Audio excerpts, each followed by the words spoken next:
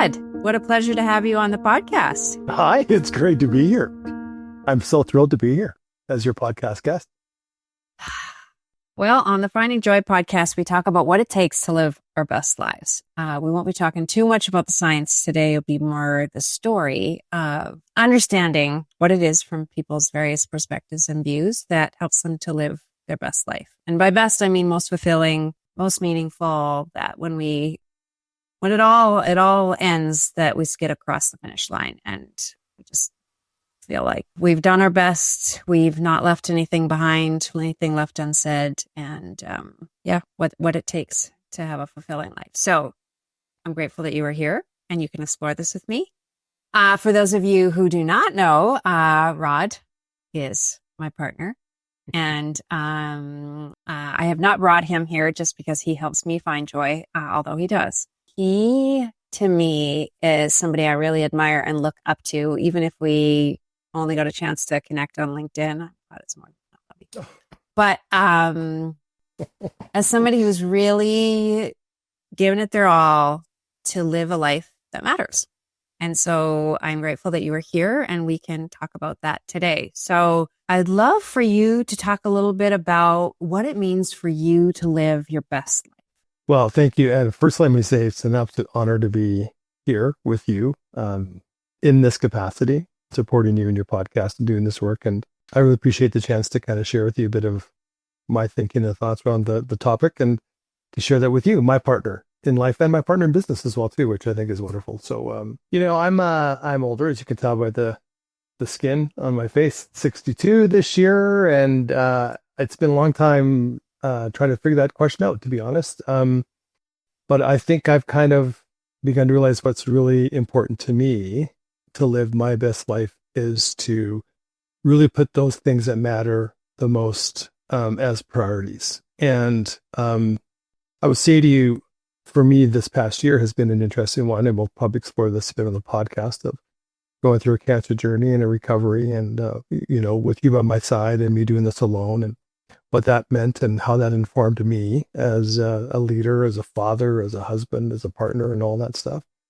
But I think what's really important is to put what matters to you first, what matters to you as a human being, what matters to you in whatever role you're playing. It's important to put that first. And so for me, it's things like the morning routine that we share. That's critical that we get up and we do this morning routine together, which includes yoga and journaling and coffee. And it also includes my time in the pool. I mean, I fell back in love with swimming probably 3 years ago now or so. And that has become paramount and even more paramount as I've gone through my own recovery now from my procedure in December is to really put my health first. And that matters. And it's time with our family. It's, seeing our kids just come together and be in the house and the mess that goes with that and all the stuff, just people, loving on each other and sharing how their week has been and what they're up to and all the challenges that they're facing, and just being there and being present to all of that is something that matters a ton to me because I never had that as a child or a young adult. I was kind of left on my own after 21 and not welcomed back into my family. And so to have that as a father and a grandfather really matters to me. And it's what I want to create in my life is those moments of when we're all together or when I'm with my kids, Chantel and Maddie, and going for walks and spending time middle of the day. That all matters. That all, to me, gives me what I need from a fulfillment perspective. And it's meaningful. I want to make memories now. I don't want to be at the end of the road, having not made those memories. And so I look at every day as an opportunity to make a memory. And that's how I want to live my life. How has your view on creating a great life, even tying in the idea of success, what success looks like, changed for you over the years? Well, gosh, that is such a, that is Let's say when you were young and you were starting out. You were young and you were starting out. Yeah, what did you think? Yeah, what did you think was important to focus on in order to create a great life? Because you said right now, like I really, I make me and what I want a priority, which is great. But when we're younger or at different times in our life, what we want isn't actually, I mean, maybe in your life it was very fulfilling, but a lot of us can either have the wrong idea around what is going to feel meaningful and fulfilling or what we really want. And so has there been some changes and evolution in your own story around what it takes to feel fulfilled, what it takes to have a meaningful life? Was there things that you were chasing or pursuing you perhaps that you've changed your trajectory? Yeah, that's such a great question because I can see that journey unfold. Like looking back, going, yeah, I can see where I was, let's call it 20, 25 years ago when I was at the early start of my career thinking that that's all that really mattered. What mattered was, how high can I go and, where can I have the most influence and the most impact in my work life? But I didn't do the same for my personal life. I didn't do the same for my kids. And I missed a lot of them growing up and a lot of things because I was always hurrying on to the next thing. And it could have been another role, it could have been another company, it could have been another opportunity. And so for me, success was really driven by, what kind of career was I going to leave behind? What kind of money was I going to make? And that was really the driver. And I think I came into that honestly because that's what my parents instilled in me as a child and young adult, that's what a meaningful life was being very successful in your career and being prominent in your career. But I remember when I got to the top, and I remember when I sat in the president, the CEO chair, and I felt the lack of fulfillment. I thought, man, this is going to be it. I'm going to have this role. I'm going to run a company. I'm going to work for a board of directors. It's going to be awesome. And it wasn't. It was really lonely. And there was a lot of things that I realized when I sat in that chair that I missed along the way. And a lot of it was related to the time I would have spent with my kids and the things I would have done with them. The things I would have explored when I was younger, traveling a bit more, maybe those kind of things. But yeah, that success for me 20, 25 years ago was about career and money and position. And now success is about, creating memories every day and being with the ones that you love and doing things that are meaningful to you and as an individual. And knowing that your impact on other people can really impact their lives. That's what I think is important for me now is what can I do in my own practice that I'm now part of and doing is helping other leaders see that. Not trying to direct them that way, but helping them see the potential of what 30 years of doing that could potentially be like for them and seeing what the opportunities are for them to build a life of success as it relates to what they think is important for success. Because I think it is individual. I think that there are things in life that you find very successful. It might be, hey, I want to write a book, or hey, I want to be a vlogger, or hey, whatever it is. Well, if that's what success is to you, then I would encourage you to pursue it. I would encourage you to make that part of your everyday. But my view on success is, I would say, taking a 180-degree shift. It was about the house. It was about the car. It's about, the prominence in the community. And that was so unfulfilling for me personally that at the end of the day, I needed to make a change to go down a different path to bring that fulfillment back. So often when we look at even the science around having a meaningful life, it's how we navigate hard things. And the guests on the podcast are not necessarily the type of people who are born with a silver spoon in their mouth. And if they are, perhaps they had it, promptly removed by a circumstance. And the ones that are most resilient are the ones that can make meaning out of some of the madness of circumstances in their life. So are there some defining moments for you that maybe not like in the moment you were like, oh, how do I make meaning from this?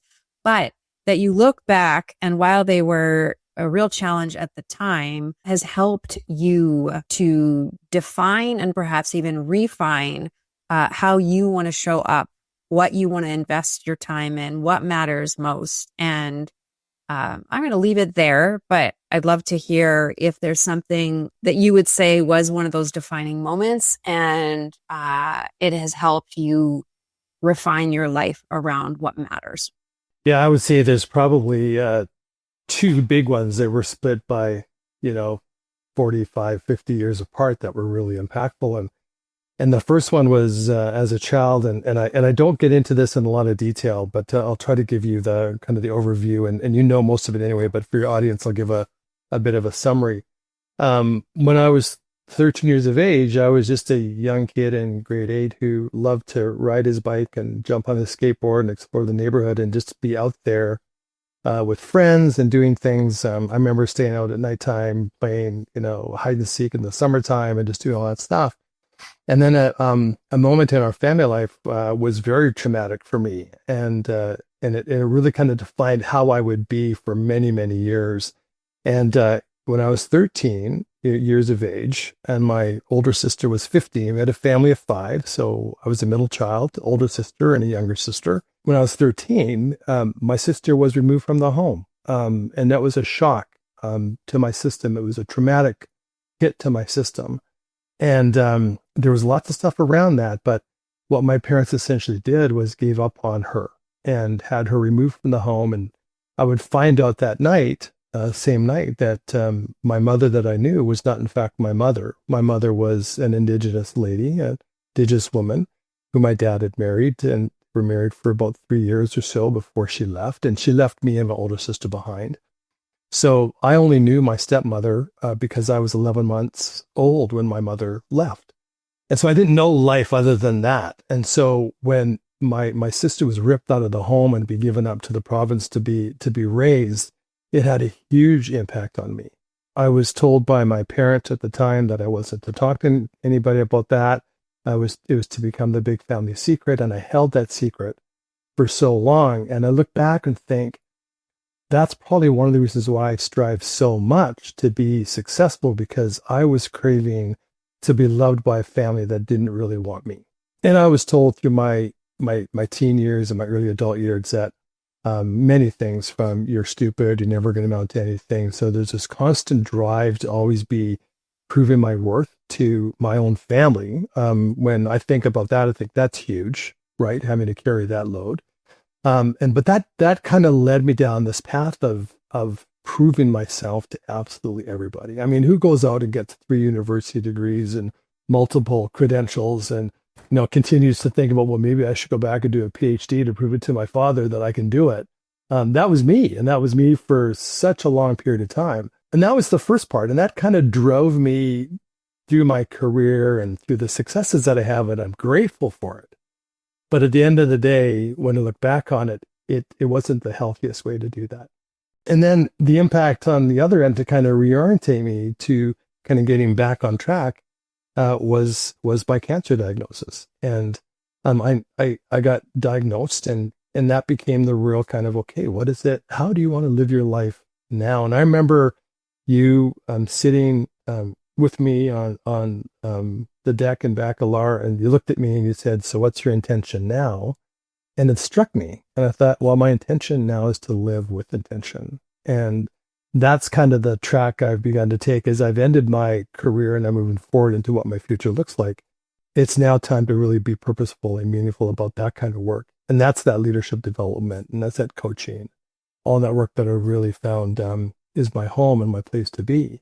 But it was years, decades between, that first traumatic experience and all the stuff that went with that in my life until that second experience that kind of reorientated me to, how do I want to leave this behind? What kind of legacy do I want to have? What do I want my kids to think of me as a father and a man, as I enter that last stage of my life? And both of those events had a profound impact on me and changed me dramatically. But what's become very clear to me is that I have this kind of saying that life is meant to be lived and you're meant to be loved. And so if I can bring that philosophy to the people that I get to work with or be with, then that's a good place to be. And I want people to see that they are valued for who they are as human beings, and they don't have to prove themselves to anybody.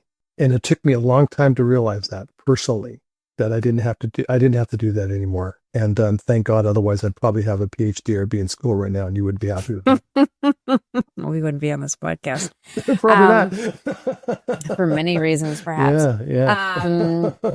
Obviously, I know you, but one of the reasons I want to have you as a guest is because I don't see bitterness in you around. It is beyond devastating to think that your mother left you when you were your biological mother. How you were treated by your biological father and your stepmother.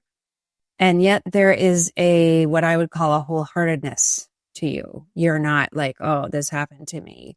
So what is it there that you have, it's almost like you cultivated the crap, for a better lack of a better word, in order to like grow something that matters. Like you took what happened and you made something that mattered out of it. Can you say a little bit about that, whether that was intentional or not? What has allowed, even though you've had this adversity, for you to still be as wholehearted as you are?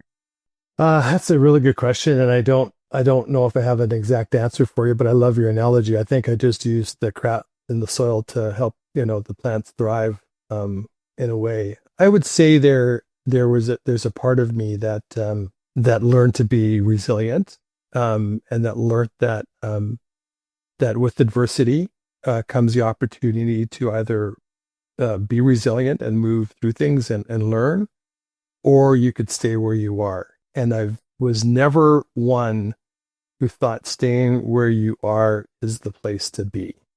And so I always thought, and I think it's a philosophy that I bring to my life, is what is this situation trying to teach me? What's in this situation that I can learn from rather than hold on to and let it kind of weigh me down, because I didn't want the weight. And I carried weight of it for a long time. I mean, for years, I carried the weight of not knowing my mother and asking, why did she leave? I wish I just knew. And I know I'll never know. But I didn't let it kind of become the ball and chain that it could have been. It became, for me, a catalyst and an activator to learn how to move through tough times. And there was many in my life, but that. And so for me, that was a big part of it. Was I don't want to carry it. I want to learn from it and let it go and then move on. But with that comes all sorts of things around, forgiveness and all these things you have to do to make sure you don't carry it anymore. But yeah, I think that's the big part. Was I just really felt in my heart that I didn't want to have to be the one that carried all this, and I could just lay it down and learn from it and walk away from it.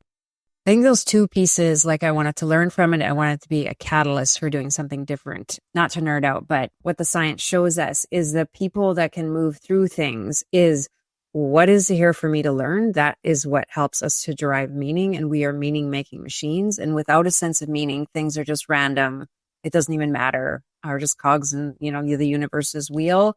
And you use them as a catalyst for growth. And, when we look at post-traumatic growth, those kinds of things is, okay, then what do I want to do with this? And it doesn't make up for some of the tragedies that happen in your life. And what I appreciate about you is that you do this just naturally. And why I wanted to have you as the guest on the podcast is because this is just a natural attribute of yours, is make meaning, grow, regardless of what has fertilized my soil, and move forward anyways.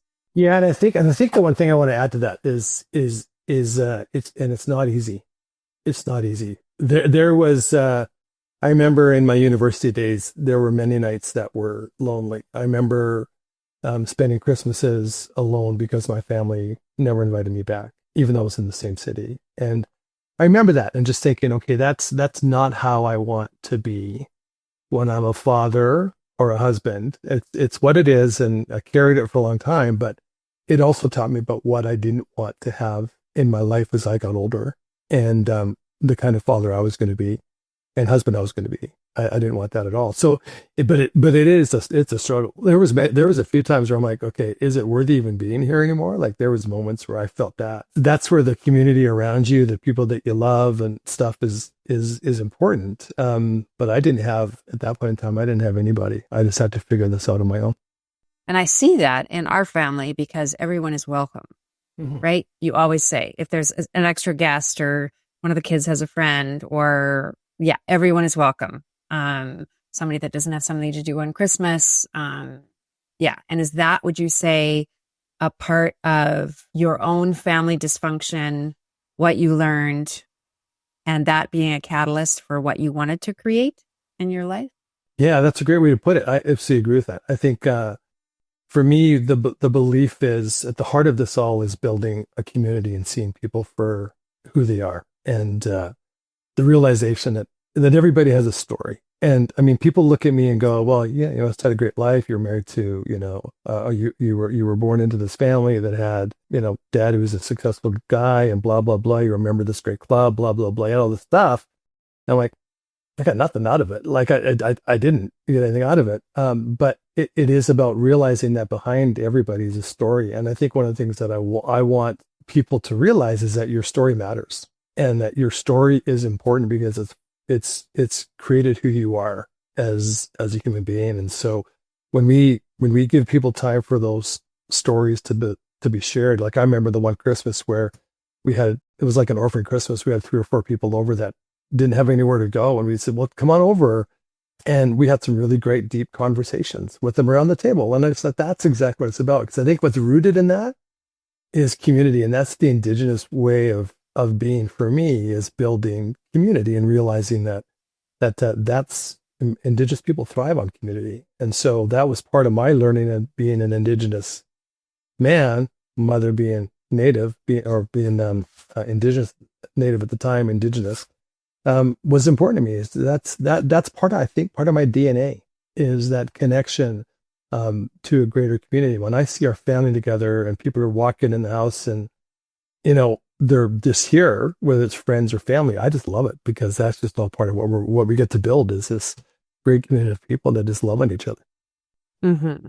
So good, so good. You talked about, being told you're stupid and you were, moving in a trajectory of what you thought was pursuing success. And again, even from Brené's research about being wholehearted and being authentic and genuine, what have you learned along of your journey about owning who you are, being who you are, being more genuine? Even the fact that you come from a very dysfunctional family that looks great on the outside wasn't great at all. And now, everyone is welcome. Whoever is around, they can be part of the family as a way of kind of reconciling your own rejection story to something of welcoming and community. So what has allowed you to really understand and connect to the truth of who you are in your story and to be a more again, I just use the word wholehearted as in integrated. This is who I am. This is what matters to me. Yeah, a lot of my life was trying to figure out who I actually was. Not knowing my mother, not knowing that history, not knowing all of that. That was I used to describe it to people like that's just a big hole that exists in my heart that I know I'm never going to be able to fill, which is not true because I have filled it, I think, in a lot of ways. But it was something that was there. So not knowing where I came from was a big part of not knowing who I really was. But then what I thought about as I began to kind of reflect on this whole conversation around, well, who am I? It was going back to who I was as a kid and what I loved as a kid. The kid that loved to explore, the kid that loved to learn, the kid that loved to try new things, the kid that loved friends, the kid that loved community that was lost when I was, 13 years of age. That's who I came back to. That's who I promised myself I would come back to in my life. So if you see me wearing a pair of Vans or a pair of Converse, that's my way of saying I'm back in my youth, even though that might not match what I'm wearing. But I don't know. I think it matches. But that's kind of what I rooted back into. And I said, that's who, if I was to do it over again, that's who I want to be. And that kind of became a big part of it. And I think it's also realizing that the truth matters and the truth has to get out. And when I shared my story a number of years ago at a conference around my mother and the loss of that in my life, it was an Indigenous-based conference, that brought truth to life, and it brought truth to power. And I could take that away and say, hey, this is who I am. I might not have all the answers, but I kind of have a good sense of who I am. That then I could share with my family and with my kids. And so my kids then realize that this is where they're from. I also teach my kids by not holding on to all that crap, that it's okay to forgive. You can forgive because I don't want to hold on to it. I don't want them to hold on to it either. I want them to have full forgiveness and have a full life, but I have to lead by example for them to see that. So if I end up wallowing in it and I'm kind of being dragged down by it, then I'm not going to grow. And quite honestly, or neither is my family. And that's the last thing that I would want to have happen. So I don't know if that answers your question. We went off a bit of a tangent there, but yeah. I think that's very helpful. I love the idea of going back to what we loved when we were little. I've used that with my clients before, they kind of lose ourselves in the busyness of life and the pursuit of our own happiness. And we sometimes lose ourselves along the way. And I know your office, you got Batman in the back. You've got a like 70s turntable. Yeah, over there. Yeah. And you have an indigenous blanket behind you. Yes. Like it's like bringing together all the exiled pieces of ourselves. Yes. And I think it couldn't be a better example of what it means to create a great life. Like who we are when we start, there's magic, woven into our DNA and what it is we love. And so oftentimes, being a curious or adventurous person, I see the map behind you, that kind of thing is part of our nature. And that, again, coming back to that essence is how we can create more meaning a little later on in life. And remembering those pieces is so important. If you thought about, you have a minute to tell people, and because what I also hear is that you and maybe this just is a later in life thing, and you're older than me, so maybe, but I'm also concerned about creating a legacy. But I see that you what we often call legacy is, right? Like, what is it that makes a meaningful life? What do I want to leave behind? How do I want to be remembered? And so that kind of ties into the question around, if you had a minute soundbite, and I ask friends this often, what's the advice that they would give? And it doesn't have to be, profound. I didn't necessarily set you up for this question, but about what you would tell people that they should either pay attention to or invest in when it comes to creating a really meaningful, fulfilling life. What would you tell people just off the cuff? Gosh, I would just say that the first thing that comes to mind to me is be true to who you are. And if you don't know who that is, get on a journey to figure that thing out, because I think society directs us in certain ways and in certain avenues where we lose that. And hey, listen, man, like if you want to wear, Vans to work one day, wear Vans to work one day. If you want to, go skydiving, whatever it is that brings you joy and, fulfills you in some way or makes meaning in your life, then my advice is to just go do it and just be true to who you are as an individual, because that's how you were made. I grew up in a world where there was three professions: a doctor, lawyer, or dentist. Nothing else mattered. So I had these blinders on that's all that really mattered. And there's this world of creativity and beauty out there, people doing amazing things, whether you're a florist or a gardener or you're a hiker or you're a skier or whatever, you're doing amazing things out there in the world. And those stories are that make us who we are as human beings and really weave this beautiful fabric of this amazing tapestry of humanity. And I love learning that from people. So yeah, it's just be true to who you are. And if you don't know who that is, find it. I love that. The essence of just on you. That really is the key, I think, to finding joy. Mm-hmm. Rod, I don't think I could have picked a better guest. You will. You'll have better ones. I guarantee. I guarantee. You have certainly helped me find joy. And this is a question that I ask every guest. So what has been bringing you joy lately? Because I think there's this like deep, rich sort of thread of joy, talking about tapestry, that weaves through our life, that's filled with meaning and fulfillment. And there's some things that are basic to all lives. We talked about learning, growth after hard things, understanding the essence of who we are. But there's also these little joy spots, these little spots that bring us joy. So I'd love to know, what has brought you joy in the last week?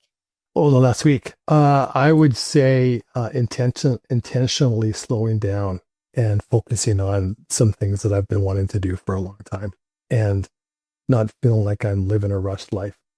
I sat in a coffee shop, I don't know, it was late last week, and I just sat there and enjoyed the best cup of coffee and did some work in my computer and thought, this is exactly what I want to do. I got to do it. I got to do something to pay for it, but this is exactly what I want to do.